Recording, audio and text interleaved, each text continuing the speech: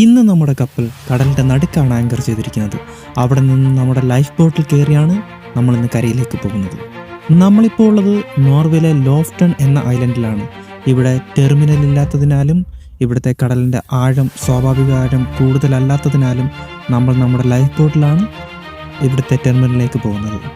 ഈ കാണുന്നതാണ് അറോറയുടെ life boat. ഇതുപോലെ 16 ലൈഫ് ബോട്ടാണ് നമുക്കുള്ളത്.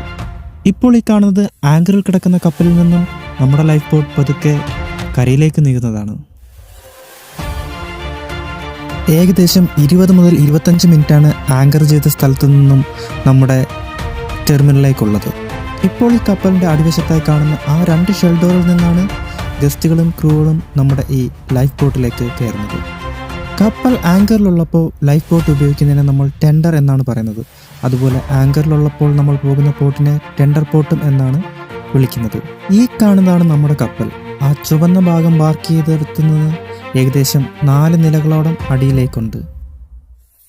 ഈ കാണുന്നതാണ് നമ്മുടെ ലൈഫ് ബോട്ടിൻ്റെ ഉൾവശം. അങ്ങോട്ട് പോകുന്നത് കൊണ്ട് തന്നെ ഇതിനകത്ത് മറ്റാരുമില്ല. ഏകദേശം 150ഓളം ആൾക്കാർക്ക് ഇരിക്കാൻ രീതിയിലാണ് ലൈഫ് ബോട്ട് സജ്ജീകരിച്ചിരിക്കുന്നത്.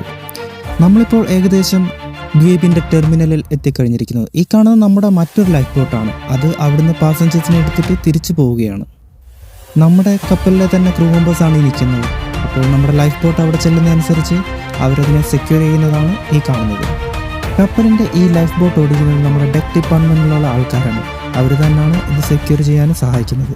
അപ്പോൾ ഈ ദ്വീപിൻ്റെ കൂടുതൽ വിശേഷങ്ങളുമായി അടുത്ത വീഡിയോയിൽ കാണാം. ഇതുപോലുള്ള വീഡിയോകൾക്കായി ഈ ചാനൽ സബ്സ്ക്രൈബ് ചെയ്യുക. നന്ദി.